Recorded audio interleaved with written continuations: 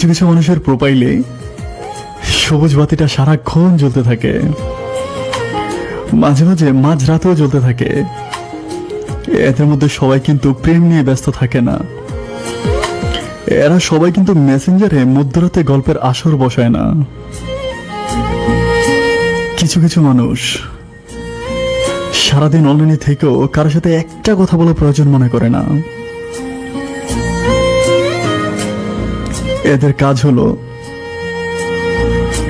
News ফিডের উপর থেকে নিচ পর্যন্ত খালি ঘোরাঘুরি করতে থাকা। কিন্তু আমরা কিভাবে বলেন তো, একটা মানুষকে বেশিক্ষণ অনলাইনে দেখলেই, একটা মানুষের নামের পাশে সবুজ বাতিটা সারাক্ষণ জ্বলতে থাকলে আমরা মনে করি এই মানুষটা ভীষণ খারাপ, হয়তো কারোর সাথে প্রেম টেম করে। আসলে আমাদের দৃষ্টি ভঙ্গিটাই বাঁকা। কোনো মানুষকে 10টা মেসেজ দিলেও একটা রিপ্লাই পাওয়া যায় না, ওই মানুষটা খুব হিংসুটে, তাই না? ওই মানুষটা খুব অহংকারী, তাই না?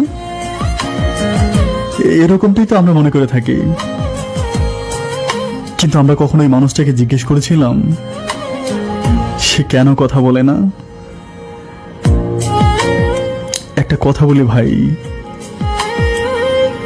একটা মানুষ তখনই 24 ঘন্টা অনলাইনে থাকে,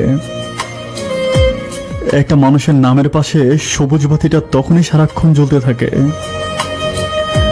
যখন তার বুকের ভিতর লাল বাতিটা ধাউ ধাউ করে জ্বলে।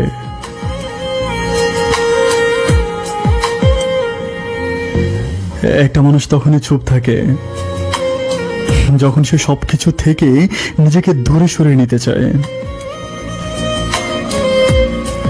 সারাদিন অনলাইনে থাকার মানে প্রেম করা নয়।